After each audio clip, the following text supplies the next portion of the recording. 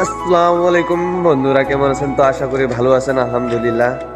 তো দেখতেছেন কত কুয়াশা পড়তেছে, কিচ্ছু দেখা যাচ্ছে না ভাই, কিচ্ছু দেখা যাচ্ছে না।